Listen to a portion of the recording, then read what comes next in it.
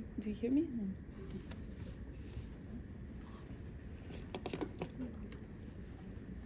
Hello, you hear me? Okay. Good afternoon to all member states, UN agencies and colleagues. I'll speak on behalf of Latindadd and the civil society FfD mechanism. The climate crisis, as other environmental crises, have been caused by unsustainable economic models which depend deeply on fossil fuels and excessive exploitation of natural resources in the name of economic growth, mainly for the benefit of the global north, small wealthy groups, and the fossil fuel industry. The real solution should come from these main polluters, but existing environmental and climate commitments are highly insufficient, less progress is being made for implementation, and false solutions are being promoted. The recent IPCC report shows that if the current policies remain the same, they will lead to the world to a very dangerous pathway in which climate impacts will be more frequent and more devastating year on year, with disproportionate impacts for historically marginalized and discriminated groups like women, indigenous communities, rural farmers, poor families, the elderly, children, among others. According to IPCC estimates, approximately 3.6 billion people live in contexts that are highly vulnerable to climate change.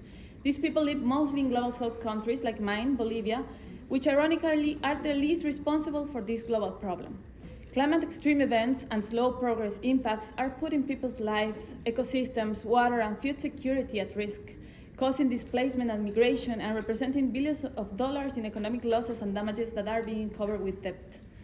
In this sense, adaptation to the climate crisis should be a priority for the Global South, but our countries lack enough fiscal space to invest in climate resilience, especially in this context of multiple crises.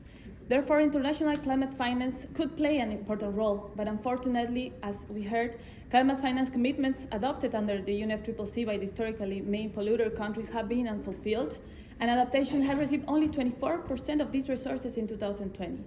Other problems include the lack of direct access windows for the most affected groups of the population, very long and inefficient processes that could take years, and lack of transparency due to the lack of an agreed unique methodology to monitor climate finance flows.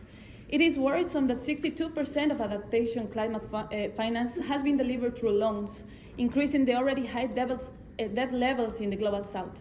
These loans are usually very expensive for countries with high climate vulnerability, which is very unfair. And this brings us to the discussion on the role of the private sector. Considering the lack of interest these investors have in funding climate resilience, if they don't receive profit, we don't agree on consider private investments as the magical solution for adaptation, unless we make big polluters pay through progressive taxation. Therefore, adaptation measures should be financed mainly through public grants. We usually hear that there are not enough public resources to fight the climate crisis or to replenish the adaptation fund, which is very important for our countries. But we can clearly see these resources are there, but they are going to sectors that are harming people and the planet. For example, in 2021, $1 trillion went to fossil fuel subsidies and $2 trillion went for military expenditures that year before the war in Ukraine started. Political will is urgently needed to redirect this public money to save lives, to save our children, and to save our planet. On the other hand, multilateral development banks are playing a highly insufficient and criticized role, channeling 91% of their climate finance through loans, most of them non-concessional. And in the framework of an institutional reform, they are considering increasing their lending, which, if not concessional, will not solve the climate crisis and obviously will make the crisis even worse. Considering the limitations of the UNFCCC climate finance architecture that is neo-colonial and needs to be reformed, and the lack of time we have to tackle the climate crisis before it's too late, it's important to think of other alternatives to find rapid and efficient ways to mobilize resources to vulnerable countries. Debt relief from bilateral and multilateral creditors could be key to create liquidity in Global South to invest in resilience. A new allocation of special drawing rights for the climate agenda and the SDGs could be very helpful, especially if the allocation criteria is based on climate vulnerability and needs and not in the country participation quota in the IMF. We demand that developed countries deliver new and additional non-debt creating climate finance well beyond the unfulfilled current $100 billion pledge, considering real needs and prioritizing direct access for the most vulnerable groups. We call for adaptation funding to be at least double and to be 100% in the form of public grants.